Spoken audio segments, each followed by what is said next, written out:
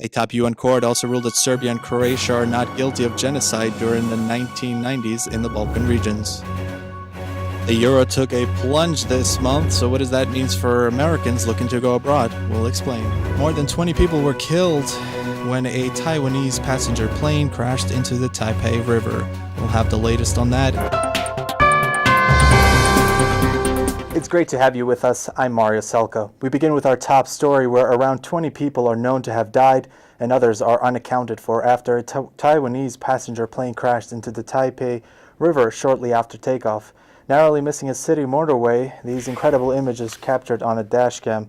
Of some 58 passengers and crew on board, officials said 15 had been injured, with 24 people unaccounted for. The number of casualties was expected to rise. Amid a major rescue operation to get people out of water, emergency workers on the river have been using inflatable boats to try to reach passengers trapped inside the fuselage. Authorities say that those on board included 30 tourists from mainland China. The plane was on its way to the island of Kinmen. Industry data showed that the crash was the fifth aircraft the airline has written since 1995. To other news now, a top UN court ruled that Serbia and Croatia are not guilty of genocide. In a complex judgment, the court dismissed both a Croatian claim and a Serbian counterclaim. Judge Peter Tomka, the president of the International Court of Justice, said, "The court considers that even taken together and interpreted in light of the contemporary overall political and military context, the passages from the Brioni transcript quoted by Serbia, like the rest of the document, do not establish the existence of the specific intent dolus specialis." The claims of genocide arose from atrocities committed after the breakup of Yugoslavia in the 1990s. The court said many crimes had been committed by both sides. However, Croatia was seeking reparations against Belgrade for backing a rebel Serb minority in carrying out ethnic cleansing, in particular the eastern town of Vukovar. The court found that Croatia had not succeeded in proving that the allegations of genocide was committed. To France now, where French soldiers were hurt in a knife attack while patrolling outside of a Jewish community center in Nice, in south of France. The attack happened in central Nice. 2 soldiers were lightly wounded. 1 soldier was hurt in one arm, the other in the face, in Tuesday's attack, according to Nice City Hall officials. The soldiers were guarding a building housing a Nice Israeli consistory, Radio Shalom, and a Jewish association. 2 police officers from the city's tram service and another man managed to arrest the assailant, who reportedly had 2 knives.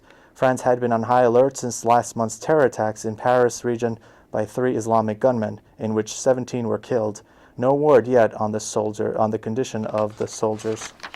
Pope Francis said on Sunday that he would make his one-day trip to Bosnia, capital of Sarajevo, in June. His latest visit to a country where Islam is dominant religion amid growing persecution of Christians in the Middle East. After this week's Sunday prayer in St. Peter's Square, the Pope told pilgrims he would go to Sarajevo on June 6 to encourage reconciliation, peace, interreligious dialogue, and friendship. It will be the first papal trip to Sarajevo in 18 years. Pope John Paul II ignored apparent assassination threats to visit the war-torn city in 1997 when he urged greater dialogue between Bosniak Muslims, Catholic Croats, and Orthodox Serbs.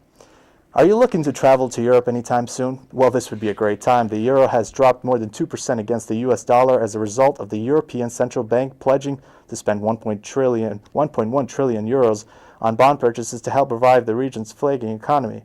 It's been a dramatic fall for the euro. Back in April, the European currency was trading at $1.38 to the euro. That means that $1 bought you about 72 euro cents. Now that the exchange rate is hovering at $1.13 to the euro.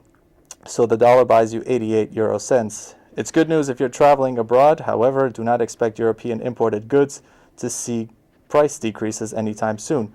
German sports cars, Belgian beers, and the latest fashions out of Italy aren't going on sale anytime soon. The reason? There's simply too much demand in the US for any markdowns, since Americans are willing and able to pay for them.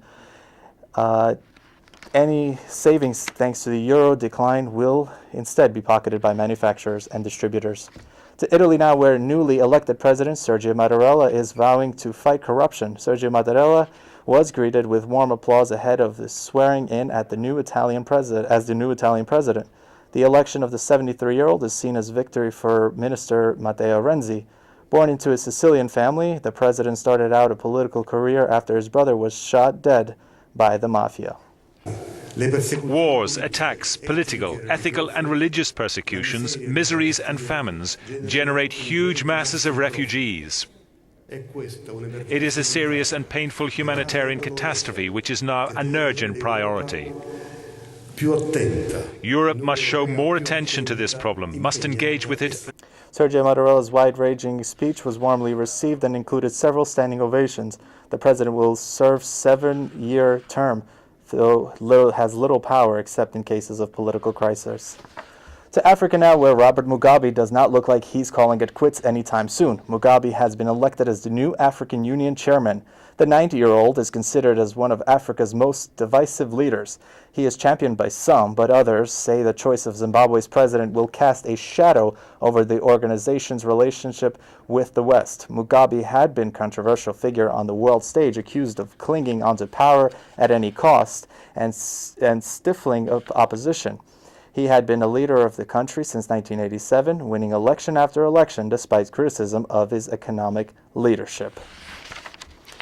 These are the top stories making headlines around the world. Coming up, it's an important time of the year for soccer fans as the transfer window deadline fast appeared. From Chelsea signing Fiorentina winger Juan Cuadrado to Aaron Lennon's loan move to Everton. What do these transfer means for the teams moving ahead? We'll tell you right after the break.